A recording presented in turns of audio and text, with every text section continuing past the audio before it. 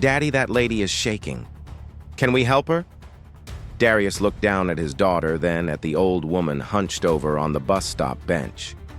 December rain was coming down sideways in Philadelphia, and the woman's thin jacket was soaked through. Her whole body trembled. He didn't think twice. He pulled off his coat, the only one he owned, walked over and wrapped it around her shoulders. His hands shook the moment he let go. Hands that were rough and calloused from cleaning chemicals at the hotel, from carrying trays at the restaurant, from being the only pair of hands his little girl had to hold.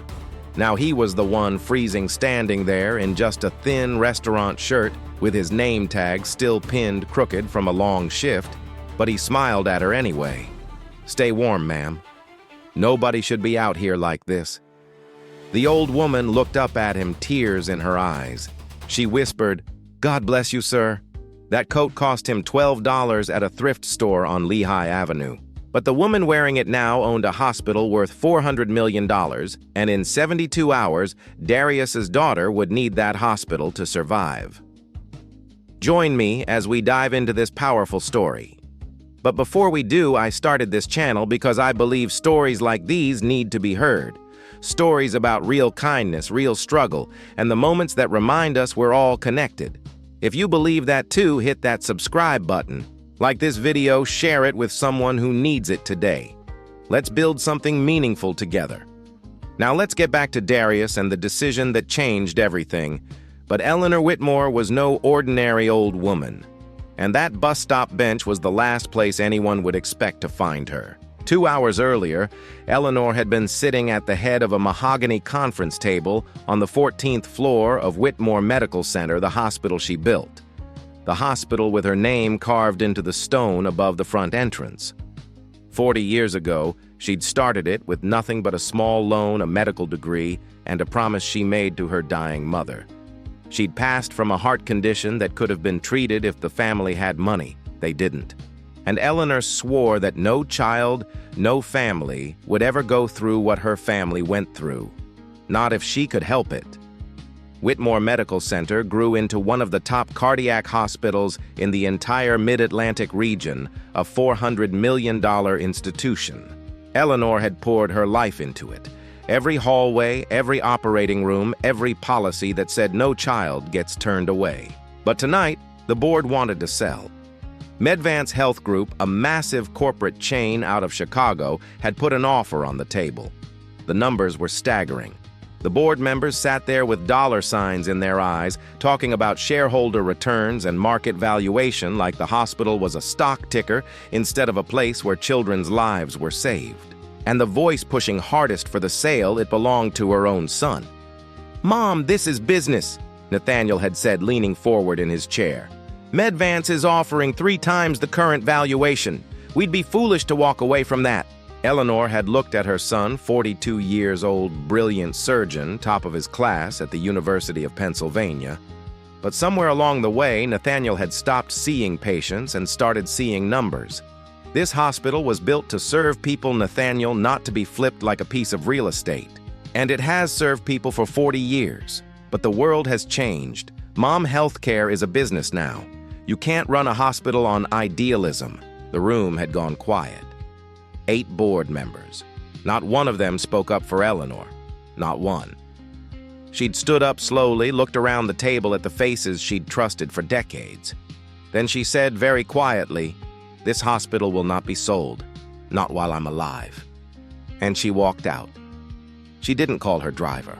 Didn't take the elevator to the parking garage where her black Cadillac sat waiting. She just walked straight out the front doors, into the December rain down Market Street past Penn's Landing through the wet, empty blocks of downtown Philadelphia. The rain soaked through her wool suit jacket in minutes. Her $800 Italian shoes squished in the puddles. Her white hair was plastered flat against her head, but she kept walking because the cold outside was nothing compared to what she felt inside. Betrayed by her own son, by the people she'd trusted to protect what she built. She ended up at a bus stop on Broad Street, an old metal bench with a cracked plastic roof that did almost nothing to block the wind. She sat down heavily. Her hands were shaking, and not just from the cold. She was 74 years old, exhausted in a way that sleep couldn't fix. To anyone walking by, she looked like just another homeless woman trying to survive another freezing night in Philadelphia. Her soaked clothes hung heavy on her frame. Rain dripped from her chin. Her shoulders were hunched against the wind.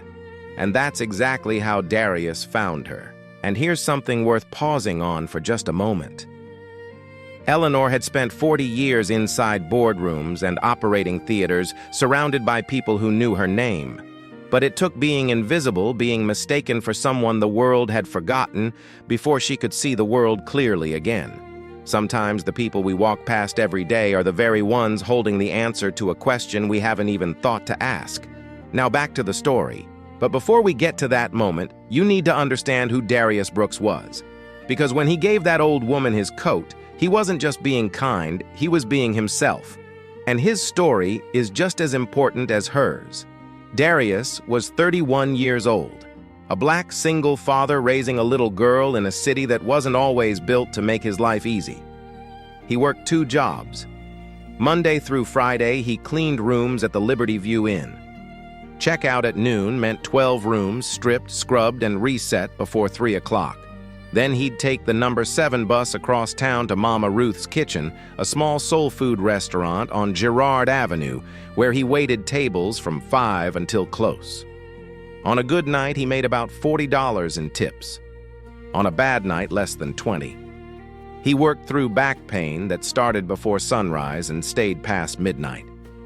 He worked through holidays. He worked through fevers he couldn't afford to treat. He lived in a studio apartment in North Philadelphia with his 7-year-old daughter, Amara.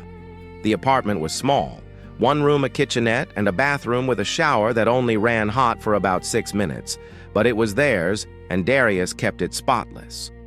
On the wall above the small kitchen table hung a framed photograph of a young woman with kind eyes and a soft smile. Tasha, Amara's mother. She had passed away from complications during childbirth when Amara was just 3 days old. Darius had been a father and a widower in the same week. He had been figuring it out ever since.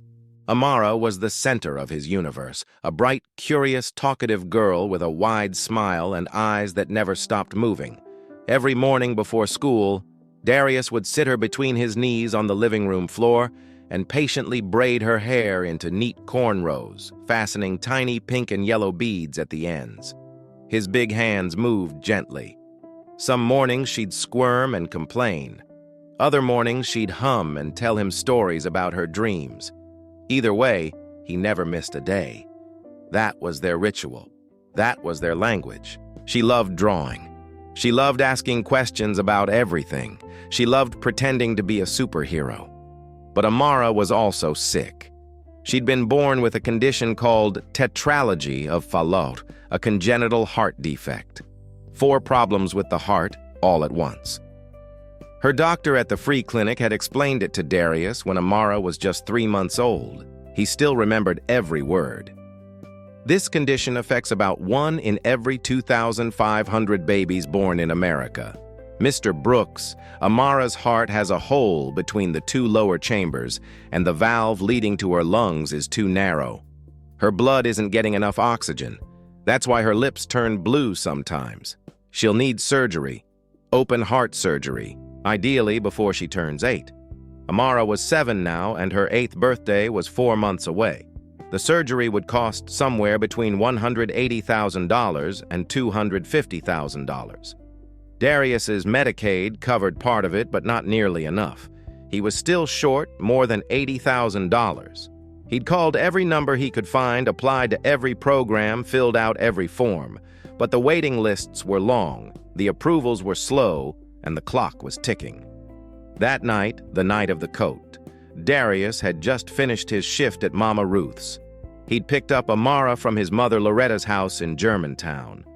Loretta watched her every evening while Darius worked, feeding her dinner, helping her with her homework, making sure she took her heart medication, brushing out her braids, and oiling her scalp before bed. At exactly 7:30, Darius counted his tips on the bus ride to his mother's house, $23.50. He folded the bills carefully into his wallet and checked his phone. No missed calls from the hospital. No emails about financial assistance. Nothing. Amara was asleep on Loretta's couch when he got there, curled up under the crocheted blanket his grandmother had made decades ago. He carried her to the bus stop, her head heavy on his shoulder, the little beads in her braids clicking softly with each step. She woke up halfway there, groggy, but alert the way kids do. "Daddy, I'm cold." "I know, baby. Bus is coming soon." That's when Amara spotted the old woman on the bench shaking, soaked, alone. And Amara tugged on Darius's sleeve and said the words that started everything. "Now here's what happened next. And I need you to pay close attention, because this moment, this small, ordinary moment at a bus stop in the rain, it was about to set off a chain of events that neither Darius nor Eleanor could have imagined." Amara pulled away from her father and walked right up to the old woman. No hesitation, no fear, just a 7-year-old girl with a broken heart, literally walking toward a stranger because she saw someone who needed help. "Are you cold, ma'am?" Amara asked. Her voice was small but steady. "My daddy says nobody should be cold if we can help it." Eleanor looked up, and the first thing she noticed wasn't the girl's words. It was her lips. They had a faint bluish tint, a cyanotic shade that most people would never notice. But Eleanor had spent 40 years building a cardiac hospital. She'd seen that color 1,000 times. She knew exactly what it meant. This child had a heart condition, but the girl was smiling. Wide and warm like the cold didn't bother her at all. Like helping a stranger mattered more than her own discomfort. Before Eleanor could respond, Darius stepped forward. He was already pulling off his coat. A thin brown parka worn at the elbows with a zipper that stuck halfway up. He draped it over Eleanor's shoulders carefully, the way you'd cover a sleeping child. "Oh no, sir," Eleanor said, her voice weak from the cold. "I can't take your coat." "You need it." Darius shook his head. "I've survived worse than a little rain, ma'am. You need it more than I do right now." His hands trembled as he pulled them back. Now he was the one standing in the freezing rain with nothing but a thin restaurant uniform. But he didn't flinch. He just stood there, rubbing Amara's shoulders to keep her warm, and smiled at the old woman like giving away his only coat was the most natural thing in the world. Eleanor looked at him. Really looked at him. He was young, tired, the kind of tired that goes deeper than one long day, the kind that settles into your bones from months and years of not having enough. But his eyes were warm, full of something she hadn't seen in a long time. Genuine kindness, no calculation, no motive, just one human being caring about another. And here's a question I want you to sit with for a second. Studies have shown over and over that people who have less are often the quickest to give. The waiter who slips an extra piece of bread onto the plate of a single mother. The neighbor on a fixed income who shovels 3 driveways on his block. The father with $23 in his wallet who takes off his only coat. It isn't because they don't notice the cost. It's because they know exactly what the cost feels like. That's what makes them give it anyway. "God bless you, sir," she whispered. Darius nodded. "You stay warm, okay? There's a shelter on Spring Garden Street about 6 blocks north. They'll take you in tonight." Headlights appeared down the block. The number 7 bus rumbling toward them through the rain. Darius scooped Amara up and headed for the curb. "Bye," Amara called out, waving over her father's shoulder. "I hope you get warm." The bus doors opened. They got on the doors closed. And Eleanor sat there alone on that bench, wearing a $12 coat that smelled like cooking oil and clean soap and the faintest hint of cocoa butter. She pulled it tighter around her shoulders. It was thin. It was worn. It was the warmest thing she'd felt in years. For the first time that night, Eleanor Whitmore smiled. But she wasn't just smiling because of the coat. She was thinking about those blue lips, that little girl with the bright eyes and the broken heart, and the father who gave away the only warmth he had because he saw someone who had less. Something shifted inside Eleanor. Something she thought the board meeting had killed for good. Hope. She pulled out her phone, the one she always carried but hadn't touched all evening, and made a single call. Margaret, it's Eleanor. I need you to look into something for me first thing tomorrow morning. A girl about 7 years old. Her father called her Amara. And before we move on to what happens next, let me leave you with something small to carry into the rest of this story. If you take nothing else from these opening minutes, take this. The smallest things we do in front of our children are the things they remember the longest. Amara walked up to that bench because she'd watched her father do it 100 times in smaller ways. Holding a door, sharing his lunch, slipping a few dollars to a neighbor who needed it more. Kindness isn't a lesson we teach with words. It's something children inherit by watching the people who love them. So if you ever doubt that the quiet sacrifices you make are seen, please know they are. Somewhere a little one is watching, and they are learning how to be human from you. Now let's continue. The next morning, Eleanor was at her desk before sunrise. She hadn't slept. Every time she closed her eyes, she saw that girl's face, those blue lips, that wide, fearless smile, and the father who gave away his only coat like it was nothing. At 6:15, she picked up her phone and called the one person she trusted more than anyone in the world. Margaret O'Brien had been the head nurse at Whitmore Medical Center for 28 years. She'd been there before the hospital had a second floor, before the parking garage, before the fancy lobby with the marble floors. She'd been there when it was just Eleanor and a handful of doctors working out of a converted warehouse on Walnut Street, stitching together a dream with duct tape and determination. Margaret picked up on the second ring. Eleanor Whitmore calling me before the sun is up. This better be important. I need you to look into something for me. A patient, a child. Her name is Amara, about 7 years old. Her father's name is Darius. I think they might be in our system. Margaret was quiet for a moment. This about last night. You sounded strange when you called. Just look into it, Margaret. Please. An hour later, Margaret called back. And what she told her made Eleanor grip the edge of her desk so hard her knuckles turned white. Amara Brooks, 7 years old, tetralogy of Fallot. She was referred to us 4 months ago by her pediatrician at the North Philadelphia Free Clinic. She was scheduled for a surgical consultation with the cardiac team in October. She paused. It was canceled. Why financial? Her father has Medicaid, but it doesn't cover the full cost of the procedure. The billing department flagged the case. They required a deposit of $40,000 before they'd move forward with the consultation. He couldn't pay. Eleanor closed her eyes. How many times did he call? 4 times. I pulled the phone records. He called 4 times over 6 weeks, asking for an extension, asking if there was a payment plan, asking if there was any way at all. Every time he was told the same thing. Without the deposit, they couldn't schedule the surgery. Who told him that the financial services department following standard protocol? Standard protocol, Eleanor repeated. The words tasted like ash in her mouth.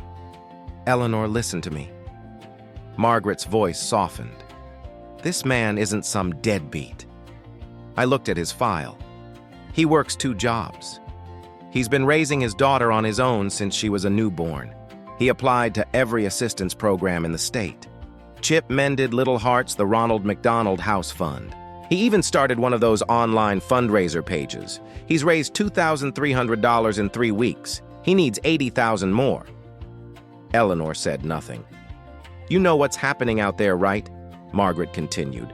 66% of bankruptcies in this country are tied to medical bills. This man isn't lazy. He's drowning. And our hospital, your hospital, is holding his head under the water. That last sentence hit Eleanor like a sledgehammer.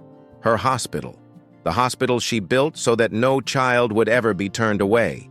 The hospital that had her mother's name on the pediatric wing, and it was turning away a 7-year-old girl with a broken heart because her father couldn't write a check for $40,000.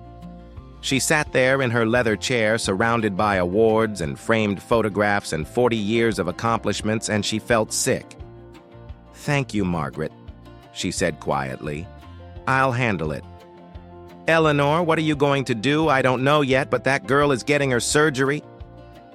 That afternoon, Eleanor called Nathaniel into her office. Not the boardroom, not a conference call, her private office, just the 2 of them.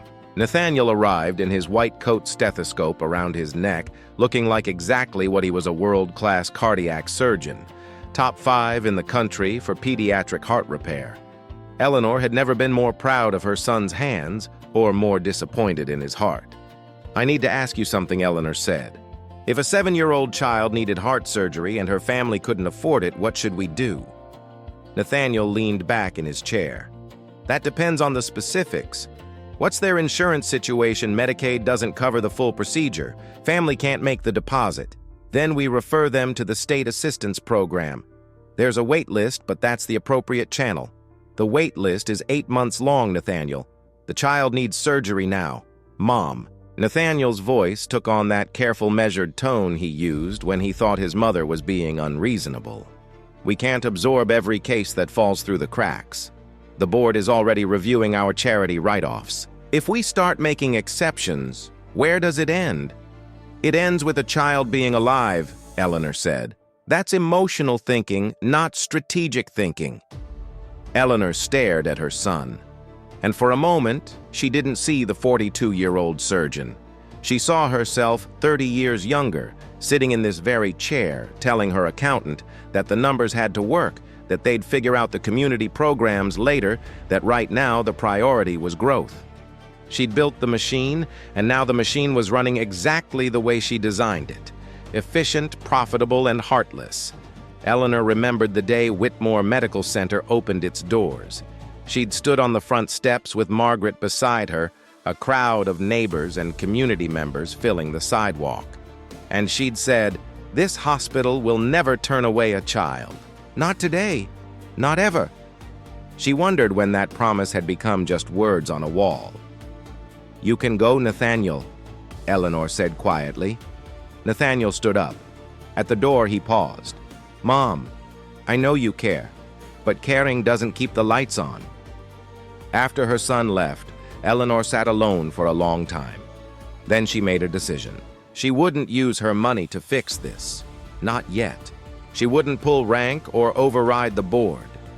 She needed Nathaniel to see what she had seen, to feel what she had felt on that bench in the rain. She needed her son to remember why he became a doctor in the first place. But first, she needed to see Darius again. Meanwhile, across town, Darius was fighting his own battle, and he was losing. It started at 7 o'clock in the morning, the day after he'd given his coat to the old woman at the bus stop. He sat on the edge of his bed with his phone in one hand and a list of numbers he'd written on the back of an envelope. First call, the Children's Health Insurance Program helpline. He'd already applied twice. Both times denied because his income was $600 over the threshold. "I'm sorry, sir. Based on your household income, you don't qualify for expanded coverage at this time, but I can't afford the surgery without it. My daughter needs open heart surgery." "I understand, sir. I can transfer you to our appeals department. The current wait time for an appeal review is 12 to 16 weeks. 12 to 16 weeks. Amara didn't have 12 to 16 weeks. Second call. Mended Little Hearts, a nonprofit that helps families with children who have congenital heart defects. The woman on the phone was kind, genuinely kind, but the answer was the same. "We have a grant program, but our current funding cycle is closed. Applications reopen in March. I can put you on the notification list." March was 3 months away. Third call. Ronald McDonald House. They could help with housing during the hospital stay, but not with the surgery cost itself. Fourth call. A medical debt assistance organization he'd found online at 2 o'clock in the morning. They asked him to fill out a 20-page application and said the review process takes 6 to 8 weeks. By noon, Darius had made 11 calls to 11 different organizations and 11 different versions of the same answer. "Not right now. Not yet.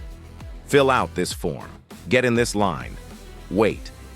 He put the phone down and pressed his hands against his eyes. He would not cry. Not during the day. Crying was for 2 o'clock in the morning when Amara was asleep and couldn't hear. And here's something I think about a lot.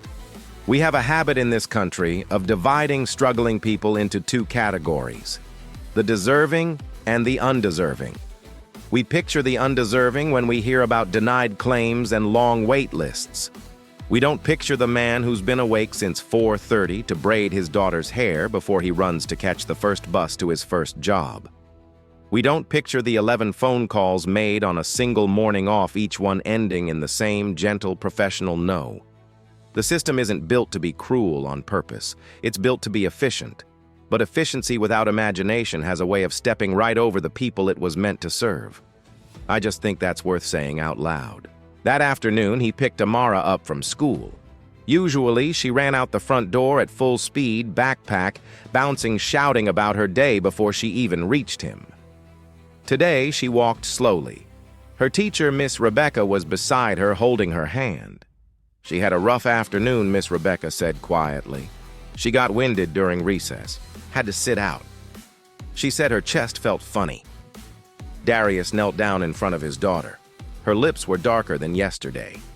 That blue-purple tint that made his stomach drop every single time. "Hey, baby. How you feeling?" "I'm okay, Daddy. Just tired." She smiled, but it didn't reach her eyes. "Can we go home?" That night, Darius lay on the floor next to Amara's bed, listening to her breathe. He counted each inhale, each exhale the way he'd done every night for months. Her breathing was faster than last week, shallower. He could hear it. At 9 o'clock, his mother called. "Son." "I've been thinking." Loretta said, "The house.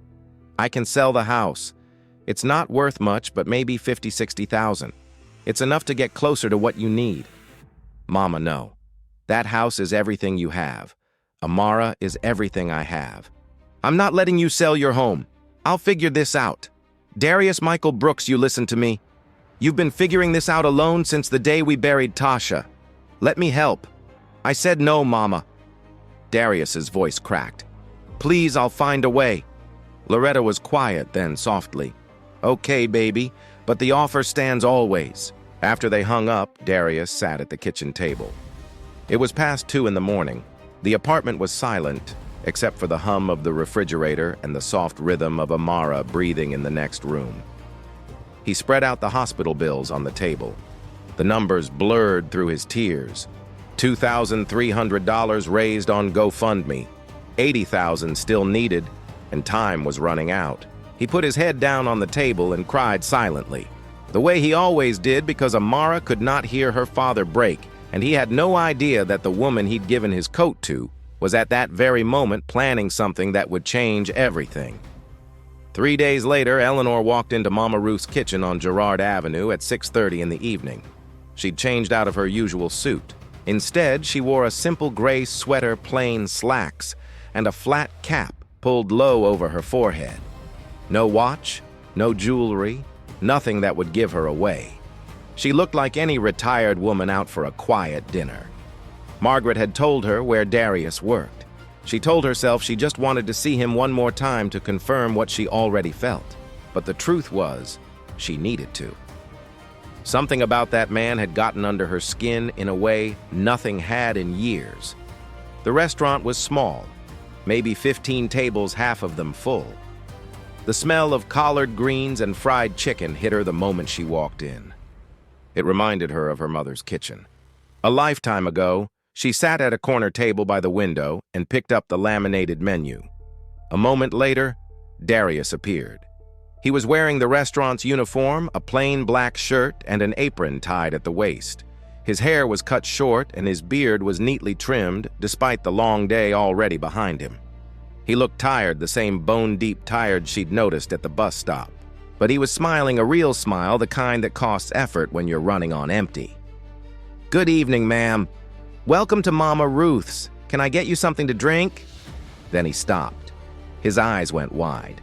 "Oh my God, you're the woman from the bus stop, the one from the other night." Eleanor smiled, guilty. "Are you okay? Did you find somewhere warm that night? I was worried about you." "I'm fine, sir. Better than fine, actually. That coat of yours saved me." Darius's face relaxed into relief. "I'm so glad. I kept thinking about you. My daughter asked about you, too. She wanted to know if the shaking lady got warm. Your daughter, the little one who came up to me first. That's Amara. She's got a big heart." He paused. Something flickered across his face. Biggest heart I know, even if it doesn't work quite right. Eleanor leaned forward slightly. What do you mean? Darius hesitated. He wasn't the type to unload his problems on strangers. He'd learned a long time ago that the world doesn't always know what to do with a black father carrying that much weight. People sometimes assumed he wasn't around, or that he wasn't trying hard enough, or that someone else must really be in charge. He had stopped explaining himself a long time ago, but something about this old woman felt safe. Maybe because she'd been vulnerable in front of him first. Maybe because she reminded him of his grandmother. She has a heart condition, he said quietly. She was born with it. She needs surgery, but it's complicated. The cost as well, it's a lot. We're working on it. I'm sorry to hear that. She seemed like a strong girl. She's the toughest kid I know.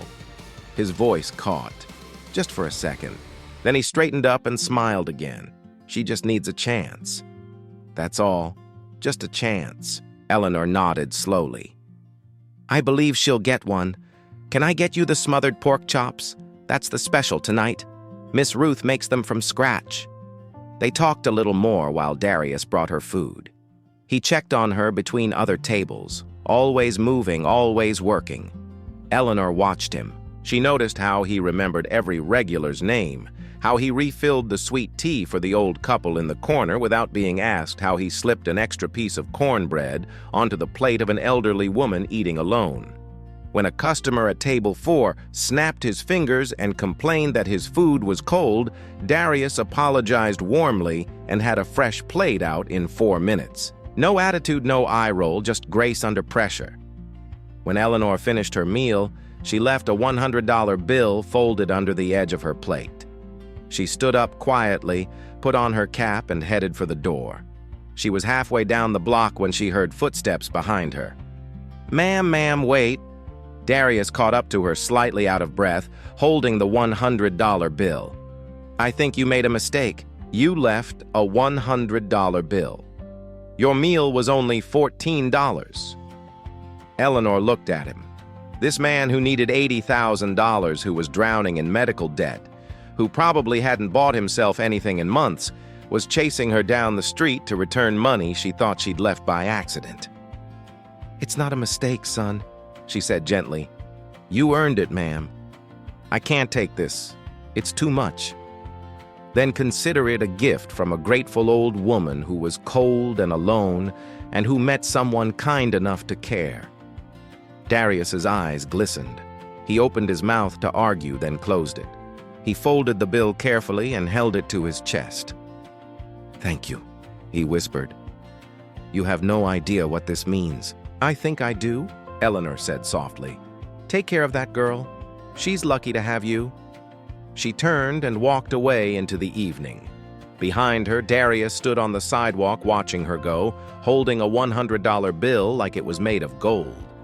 He didn't know her name. He didn't know she owned the hospital that had turned his daughter away. He didn't know that what happened next would change his life forever. But Eleanor knew, and she was just getting started. 1 week later, everything fell apart. It was a Tuesday, 11:15 in the morning. Amara was sitting at her desk in Miss Rebecca's second-grade classroom at Roosevelt Elementary, coloring a picture of a rocket ship when she dropped her crayon. Her hand went to her chest. Her face went gray, and then she slid sideways off her chair and hit the floor. Miss Rebecca screamed. 2 kids started crying. The school nurse was there in 90 seconds. She checked her pulse. It was racing irregular. Her lips were dark blue. Her skin was cold and clammy. She called 911. The ambulance arrived in 7 minutes. The paramedics loaded Amara onto a stretcher. She was conscious, but barely. Her eyes were open, glassy, unfocused. She kept whispering one word over and over. Daddy. The nearest hospital with a pediatric cardiac unit was Whitmore Medical Center. 8 minutes away. The ambulance tore through the streets of North Philadelphia with its sirens screaming. At 11:32, Darius's phone rang. He was on the 4th floor of the Liberty View Inn, stripping sheets off a king-size bedroom 412. He would remember that room number for the rest of his life. Mr. Brooks, this is Principal Hendricks at Roosevelt Elementary. Your daughter, Amara, collapsed in class.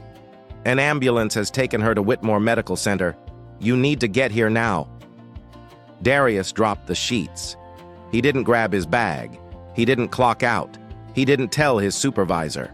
He just ran down the hallway, down 4 flights of stairs, out the front door of the hotel, into the cold December air, still wearing his gray housekeeping uniform with the name tag pinned to his chest.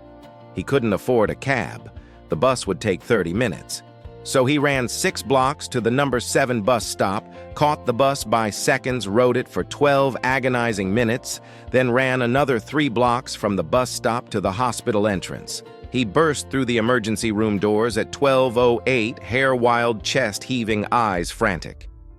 My daughter, Amara Brooks, she was brought in by ambulance. Where is she?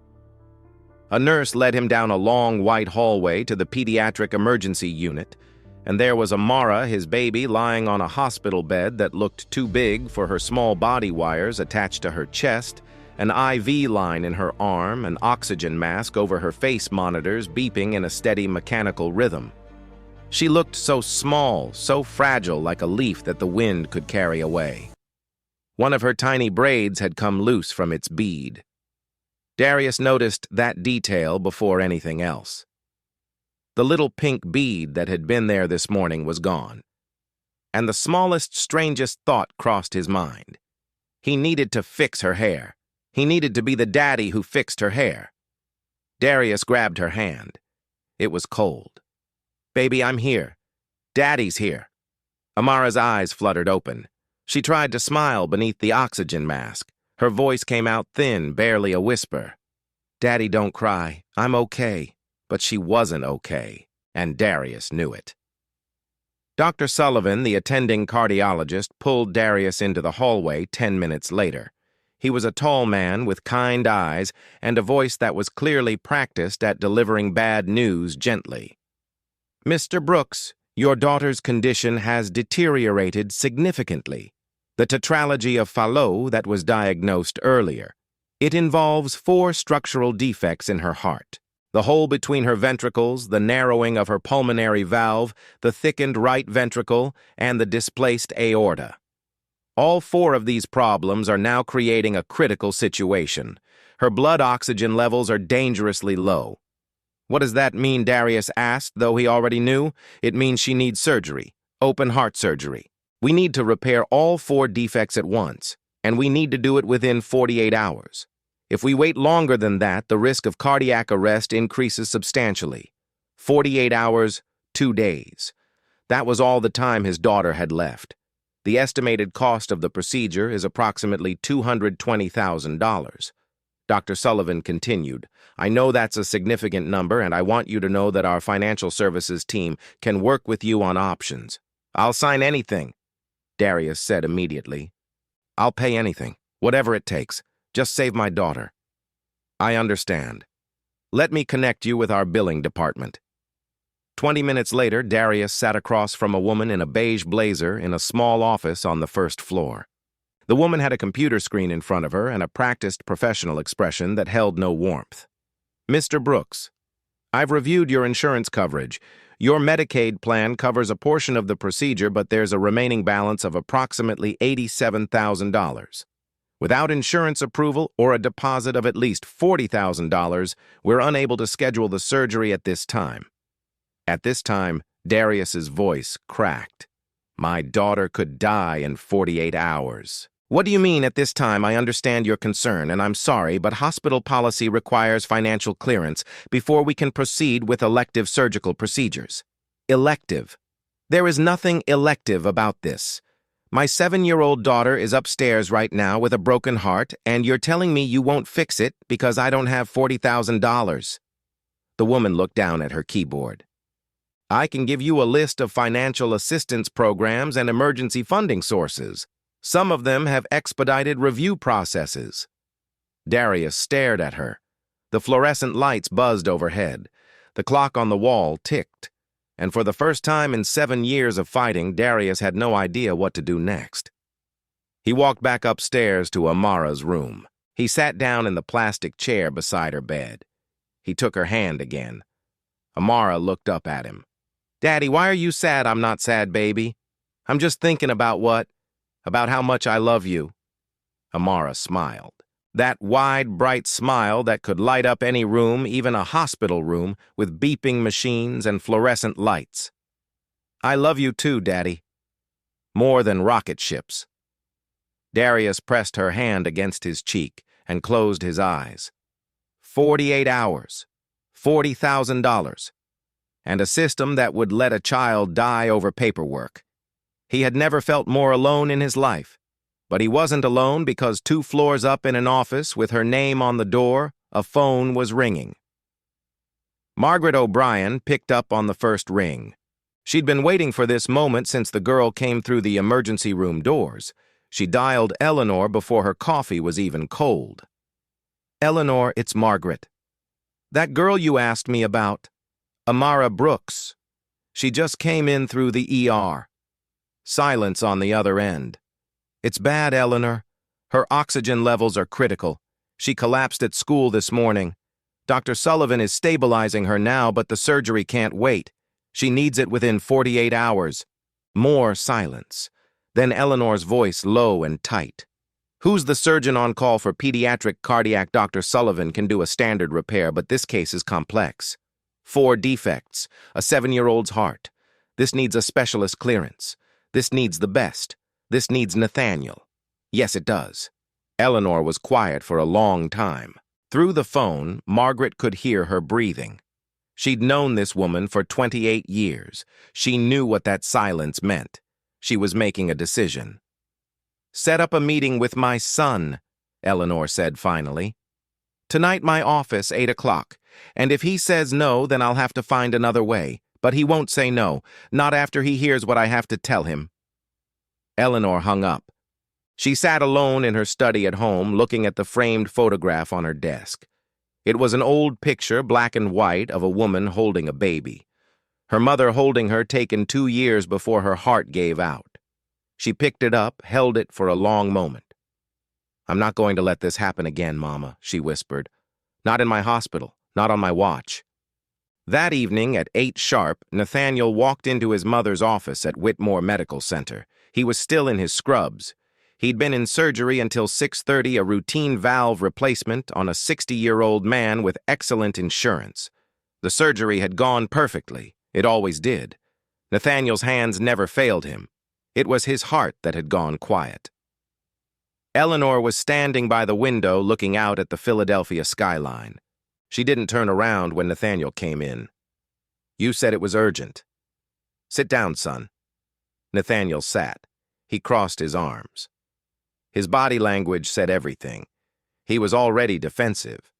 Eleanor turned around, and instead of giving an order, instead of pulling rank, instead of doing any of the things Nathaniel expected, she told a story.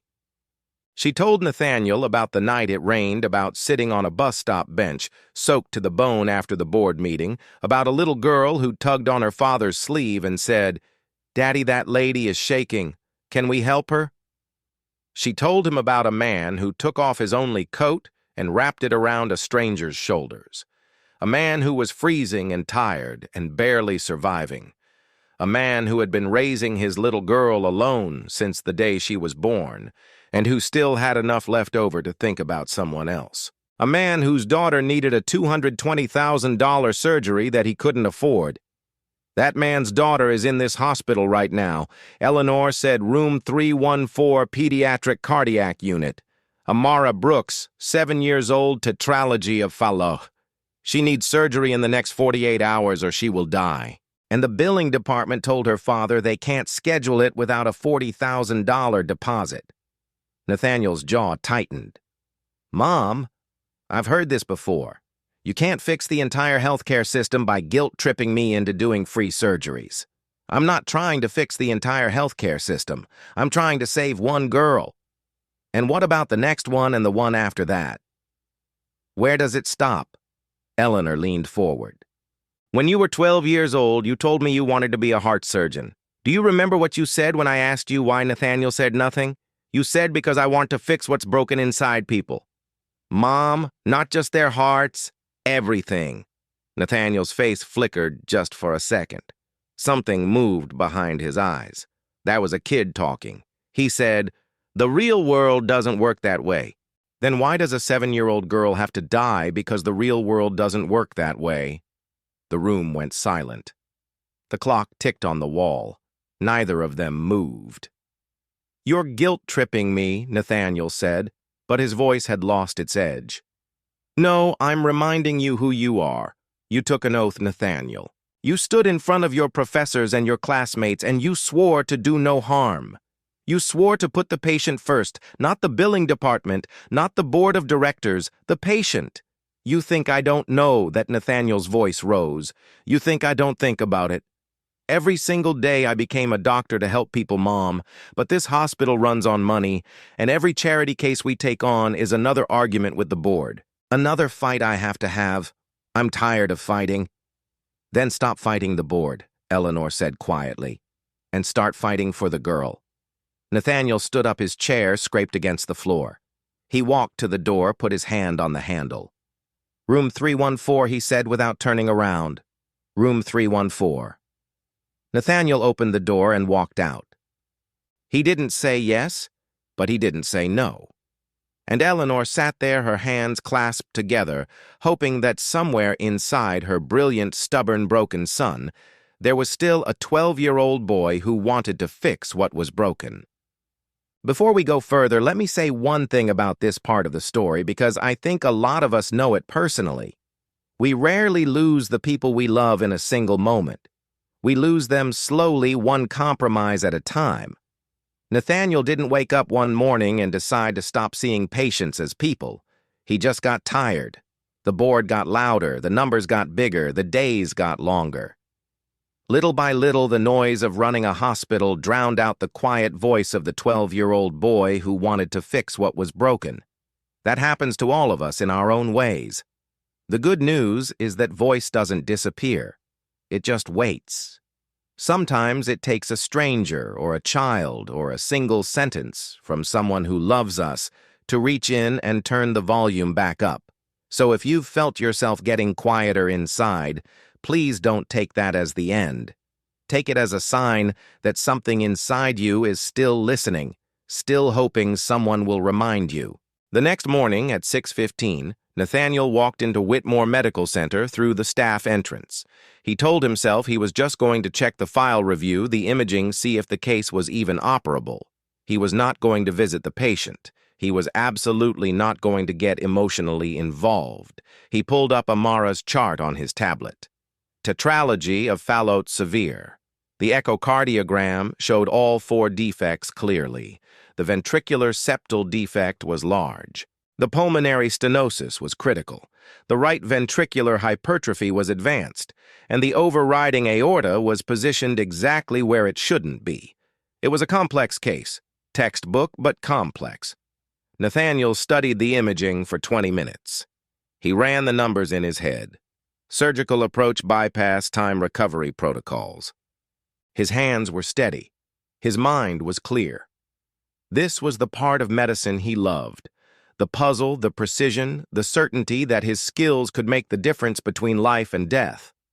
Then he made a mistake. He walked past room 314 on his way to the surgical wing, and the door was open. Amara was awake, sitting up in bed with a crayon in one hand and a piece of paper in the other. The IV line ran from her arm to a bag on a metal pole. The oxygen monitor was clipped to her finger, casting a soft red glow. Her lips were still that faint shade of blue that Nathaniel had seen in hundreds of patients. But she was drawing tongue poking out the side of her mouth in concentration, completely absorbed. Her braids were a little frizzy now from sleeping on the hospital pillow, but 2 of the beads still clinked together when she moved her head. Darius sat beside her in the plastic chair, reading from a picture book in a voice that was warm and animated, doing different voices for each character. His eyes were red and puffy from crying, but his voice never wavered.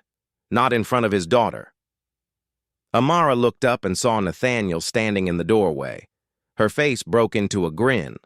"Hi, mister. Are you a doctor?" "You look like a doctor."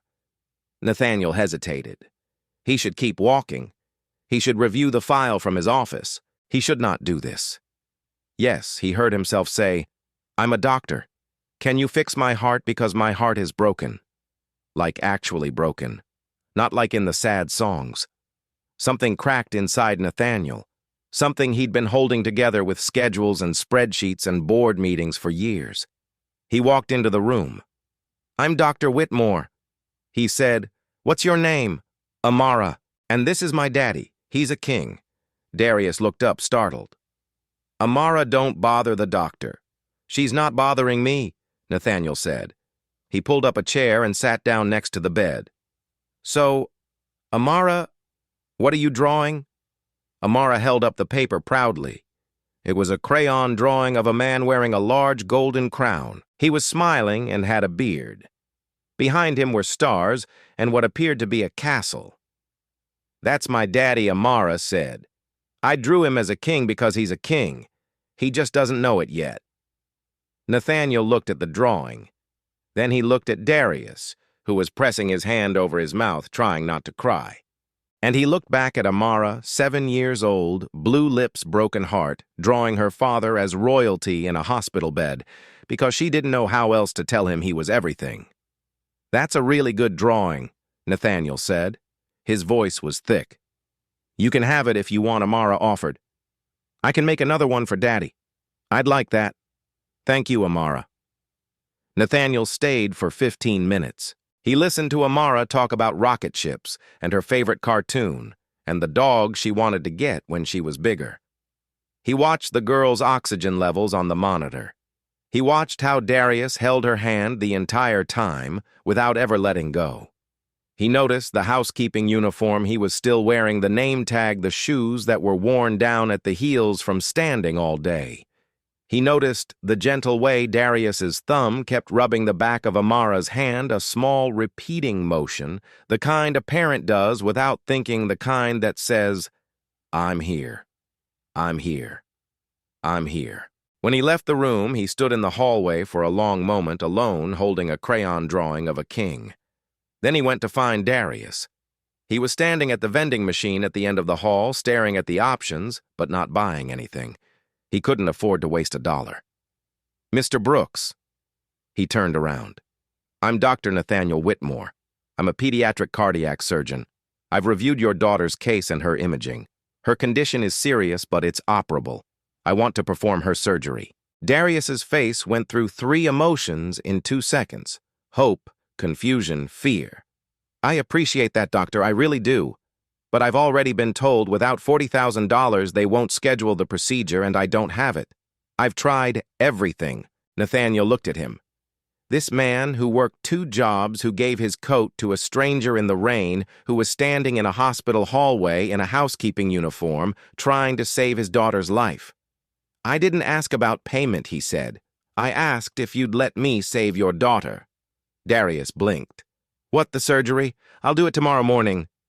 "No deposit, no billing department. Just me, my team, and your daughter. I don't understand why." "Why would you do this?" Nathaniel was quiet for a moment. He thought about his mother's face last night. He thought about the oath he'd taken.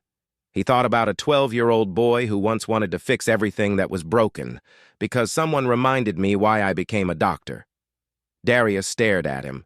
His chin trembled. Tears spilled down his cheeks. He opened his mouth to speak, but nothing came out.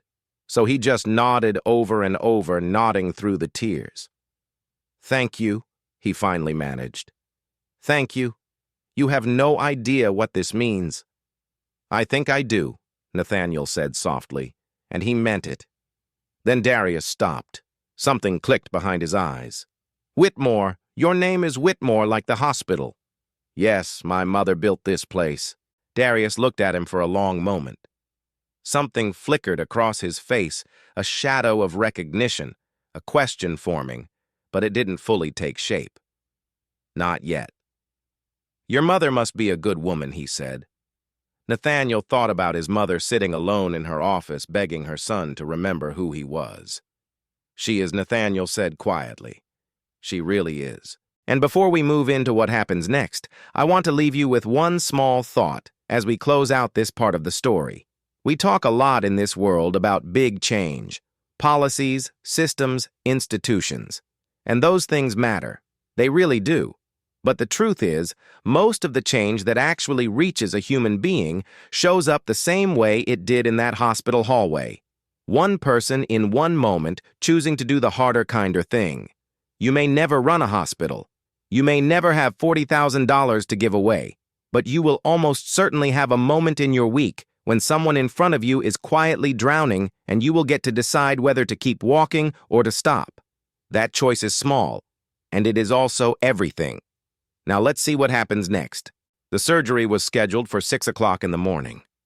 Darius was up at 4 o'clock. He hadn't slept. He'd spent the night in the plastic chair next to Amara's bed, watching her chest rise and fall, counting breaths, the way he'd done 1,000 times before. But tonight was different. Tonight might be the last time he had to count. At 5:15, 2 nurses came in to prep Amara. They were gentle kind. One of them had a warm smile and spoke to Amara like she was the most important person in the building because right now she was. Amara was groggy but awake. They put her in a small hospital gown with tiny blue stars on it. She looked so small in that gown, so fragile like a bird with a broken wing. Before they took her, Darius leaned over and gently smoothed the edge of one of her braids, tucking a loose strand behind her ear. The smallest, most ordinary thing. A father fixing his daughter's hair before something big. A ritual that didn't need words. "Daddy, I'm right here, baby. When I wake up, will my heart be fixed?" Darius knelt beside the bed. He took her face in both hands and looked straight into her eyes. "Yes, baby. When you wake up, you'll be able to run as fast as you want. No more sitting out at recess. No more getting tired on the stairs. You're going to run, Amara, as fast as the wind." She smiled. That wide, beautiful smile. Faster than Tyler. Way faster than Tyler. She giggled. Then her face got serious. "Daddy, are you scared?" "A little bit." "Don't be," the doctor with the nice voice said. "He's going to take care of me." And I believe him. Darius kissed her forehead, held it there, let himself breathe her in. The smell of hospital soap and little girl sweat and the faint scent of the coconut oil he'd worked into her scalp the morning before. "I love you more than anything in this world," he whispered. "I love you more than rocket ships, Daddy." The nurses wheeled her away at 5:45. Darius walked beside the gurney, holding her hand, until they reached the double doors that said, "Surgical Unit Authorized Personnel Only." The nurse touched his arm gently. "This is as far as you can go, Mr. Brooks. We'll take good care of her." Amara waved. "See you when I wake up, Daddy." The doors swung shut, and Darius stood there staring at those doors, his hand still reaching out for a hand that was no longer there. Loretta found him like that 5 minutes later. She wrapped her arms around her son and held on tight. Neither of them said a word. They just stood there in the hallway, holding each other.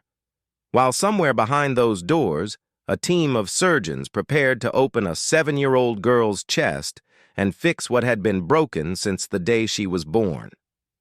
The waiting room was on the 3rd floor. Small beige walls, plastic chairs, a television mounted in the corner playing the morning news on mute, a vending machine humming in the hallway, a clock on the wall with a second hand that seemed to move slower than any clock Darius had ever seen. They sat down. Loretta pulled out a pair of knitting needles and a ball of yellow yarn from her bag. She started knitting not because she needed a scarf, because her hands needed something to do. If they were still, they would shake. At 7:30, Margaret came in carrying 2 cups of coffee. She set one in front of Darius and one in front of Loretta. "How are you holding up, baby?" Margaret asked. Darius looked at the coffee. He couldn't imagine drinking anything right now. His stomach was a fist. "What are they doing to her in there?"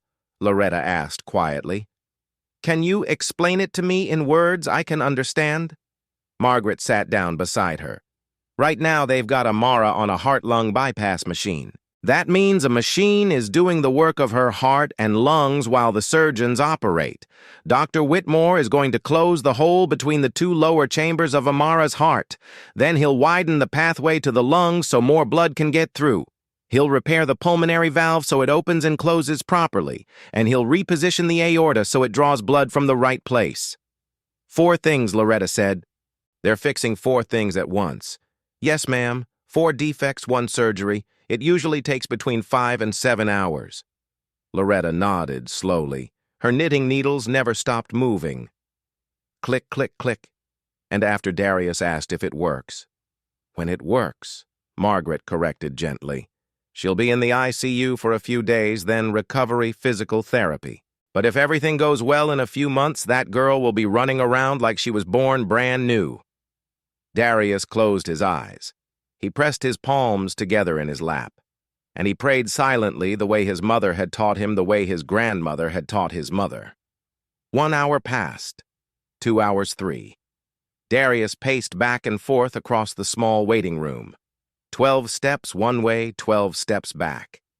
His shoes made a soft sound on the linoleum floor. Back and forth, back and forth.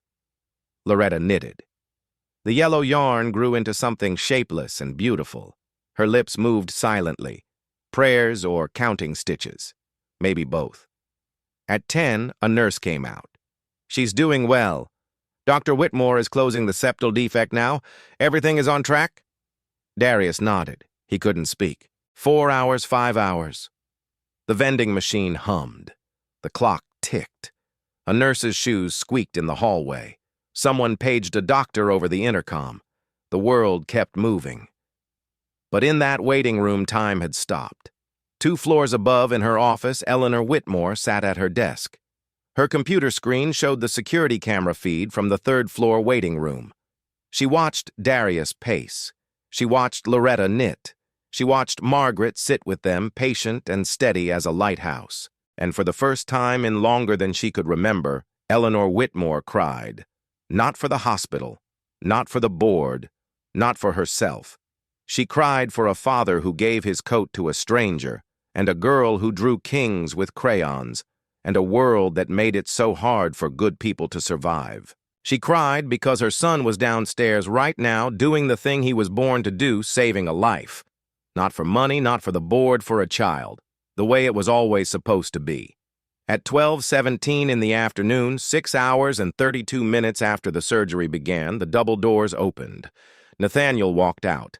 He was still in his surgical gown. His mask was pulled down around his neck. His eyes were tired but clear. Darius stopped pacing.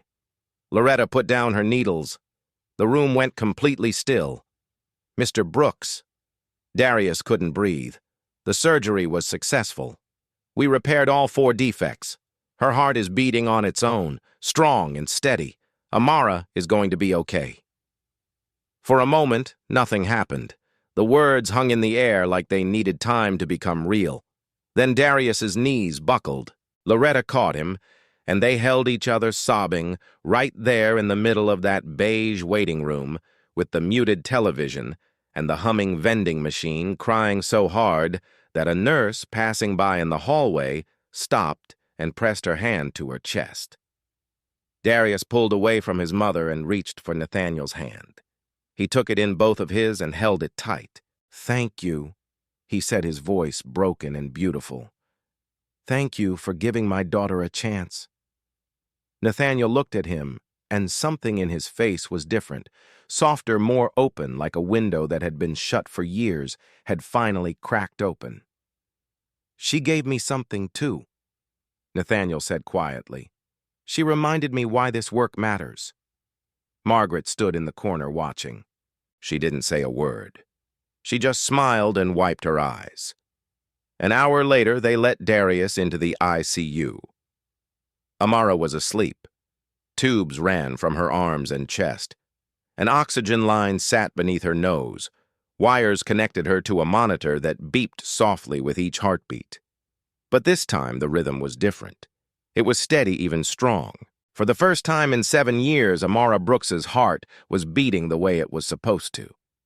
Darius sat beside her. He took her small hand in his.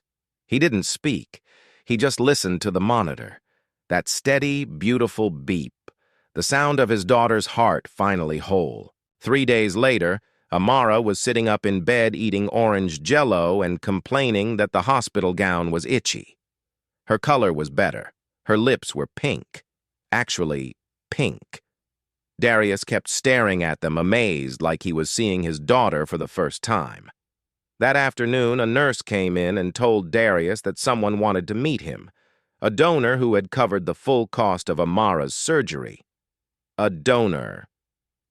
Darius frowned. I didn't know anyone was paying for this. I thought Dr. Whitmore arranged it through the hospital. The benefactor would like to explain in person. Conference room B, 4th floor. Whenever you're ready. Darius kissed Amara's forehead, told Loretta to stay with her, and took the elevator to the 4th floor. He smoothed down his hair, straightened his clothes. He was still wearing the same jeans and sweater he'd been living in for 3 days. He pushed open the door to conference room B. A woman sat at the far end of the table. She was wearing a dark blue suit, perfectly pressed silver earrings. Her white hair was neatly combed. She had deep, brown eyes. And when she looked up at him, those eyes held something complicated. Gratitude, guilt, hope. Darius recognized her instantly. "You," he whispered. "You're the woman from the bus stop." Eleanor Whitmore stood up slowly. "Yes, and I owe you an explanation." Darius didn't sit down. He stood in the doorway, his hands still on the door handle like he might need to leave at any moment. "My name is Eleanor Whitmore. I'm the founder of this hospital." The room tilted. Darius felt like the floor had shifted beneath his feet. That night at the bus stop, Eleanor continued, "I wasn't pretending to be someone I'm not. I was at the lowest point of my life. I just walked out of a board meeting where my own son, my own flesh and blood told me that saving this hospital's mission wasn't worth the financial cost. I was angry. I was heartbroken. I walked out into the rain because I didn't know where else to go." She paused. "And then a little girl tugged on her father's sleeve and asked if they could help me." Darius's jaw tightened. He was listening, but his eyes were guarded. "You gave me your coat, your only coat in December in the rain, and you didn't know who I was. You didn't know I could do anything for you. You just saw a woman who was cold and you helped her." And then Darius asked. His voice was steady. "What happened after that? I found out who you were. I found out about Amara, about her condition, and I discovered that my hospital, the hospital I built to serve families like yours, had turned your daughter away because of a billing policy." "You arranged all of this," Darius said. "Not a question, a statement, the surgery, Nathaniel, all of it. I asked my son to do what he was trained to do, what he was called to do. But Darius, I didn't make him care. He walked into that room and saw your daughter and something changed in him. That was real." Darius was quiet for a long time. He walked to the window and looked out at the Philadelphia skyline, the river, the buildings, the streets where he'd spent his whole life struggling. "I'm grateful," he said finally. "I'll be grateful every day for the rest of my life that my daughter is alive, that her heart is beating, that she's going to grow up." He turned around. "But Ms. Whitmore, what about the next father? The one who doesn't happen to give his coat to a billionaire, the one sitting in that waiting room right now with the same bills I had and no one who knows his name, what happens to him?" The question landed on Eleanor like a stone dropped into still water. She opened her mouth, then closed it because he was right and she knew it. That, Eleanor said quietly, is exactly what I've been asking myself, and I think I finally have an answer. 1 week later, Eleanor called an emergency meeting of the Whitmore Medical Center Board of Directors. Every seat at the long conference table was filled. Nathaniel sat to his mother's right. For the first time in years, they were on the same side of the table. Eleanor stood at the head of the room. She didn't use notes. She didn't use a presentation. She just spoke. 40 years ago, I built this hospital because my mother died of a heart condition that could have been treated if our family had money. I stood on the front steps on opening day and I made a promise. This hospital will never turn away a child. I broke that promise. The room was silent. 3 weeks ago, A 7-year-old girl collapsed at her school because her heart was failing. Her father had called this hospital 4 times begging for help. 4 times he was told to come back when he had $40,000. That girl almost died. Not because medicine failed her, because we failed her. She looked around the table. Today I'm announcing the creation of the Amara Fund, named after that girl. This fund will cover the full cost of cardiac surgery for any child under 18 who cannot afford treatment, regardless of their insurance status. It will be funded by allocating 15% of the hospital's annual operating surplus. Murmurs around the table. A board member in a gray suit leaned forward. Eleanor, 15% of the surplus. That's millions of dollars a year. The shareholders won't agree to that. Then I'll buy them out, Eleanor said calmly. Every single share with my personal assets, and I'll convert this hospital to a fully nonprofit institution. I've already had my lawyers draw up the paperwork. Silence. Nathaniel stood up. Every eye in the room turned to him. I've spent 15 years fixing hearts on operating tables, Nathaniel said.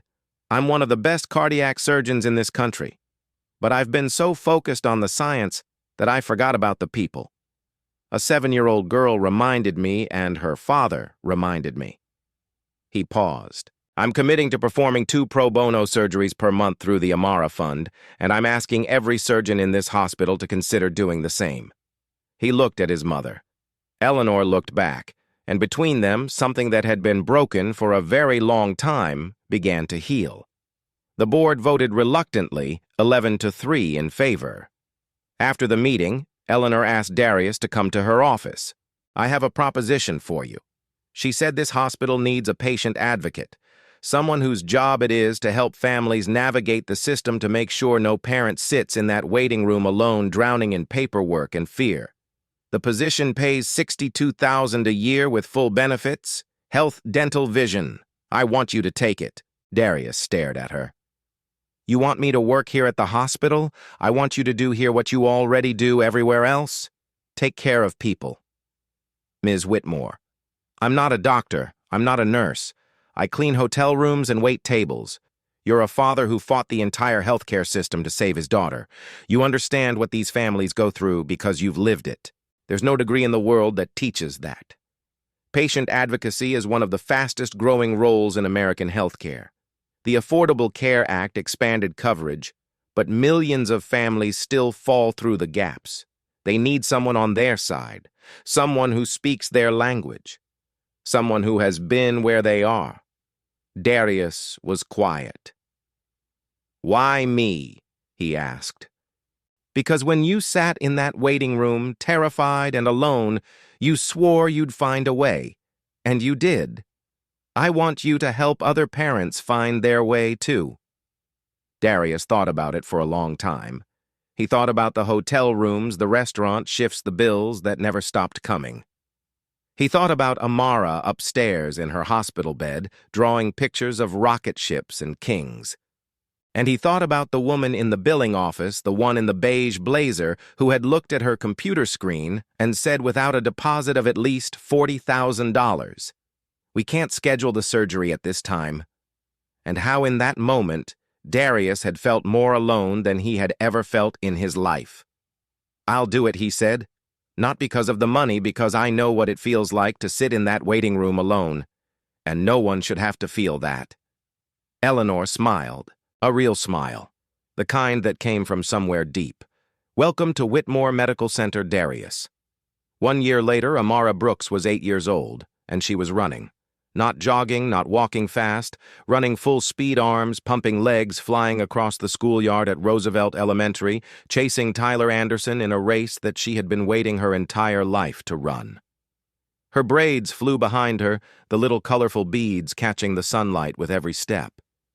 She crossed the finish line first. She threw her hands in the air. She wasn't even out of breath. Miss Rebecca stood on the sideline, pressing her hand to her mouth. She remembered the day she'd collapsed in her classroom. She remembered calling 911. She remembered thinking she might never see that smile again. But here she was, smiling wider than ever, a live hole running. Across town, Darius stood in the hallway of Whitmore Medical Center. He was wearing a navy blue blazer and a name badge that said Patient Advocate. His hair was cut neat. His shoes were new. In front of him, a young woman sat in a plastic chair, crying. She was holding a stack of medical bills in her hands and a referral letter for her son's cardiac surgery. The numbers on the paperwork were overwhelming. The fear on her face was familiar. Darius knelt down in front of her. He took the woman's hands. "I know exactly how you feel," Darius said, "and I'm going to help you through this. Every step.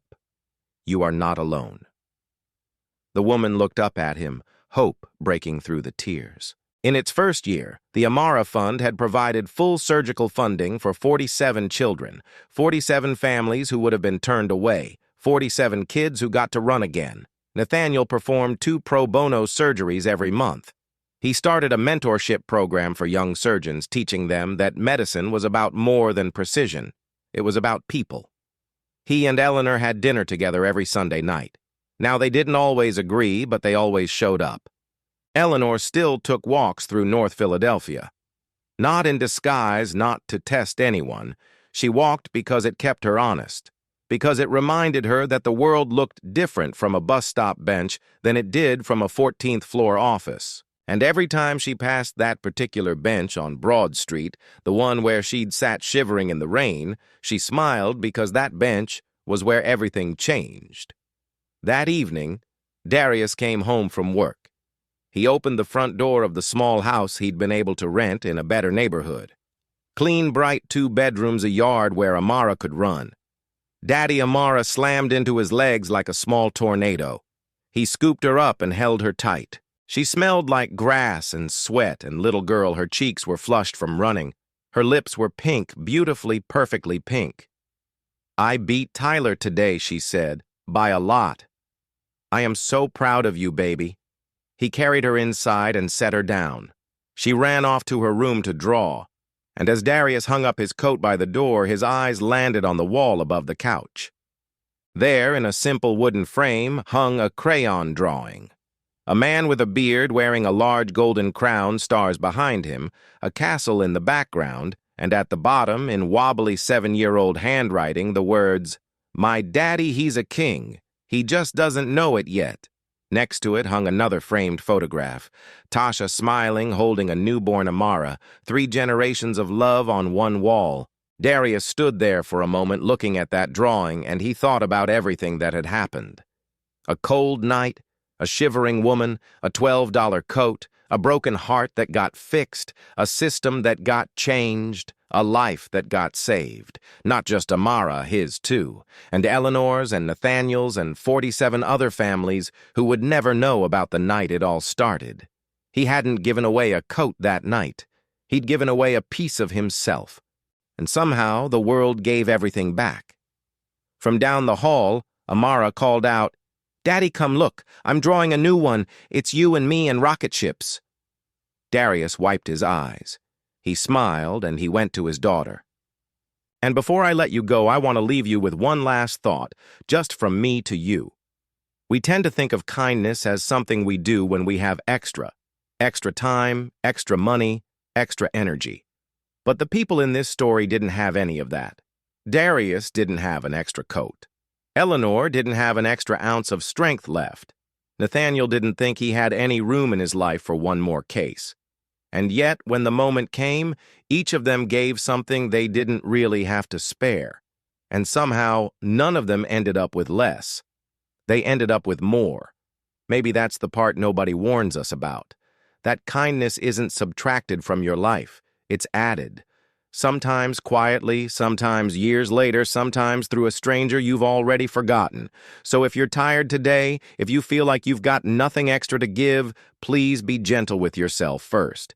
And then when you can give the small thing anyway, the half sandwich, the held door, the patient minute on the phone with someone who needs to be heard, you never really know which small thing you're doing is the one that ends up saving somebody. And maybe it ends up saving you too. Thank you for watching. If this story touched you, share it with someone who needs to hear it today. Subscribe so you don't miss the next one. And remember, sometimes the smallest act of kindness can save a life you didn't even know was in danger. Love you all.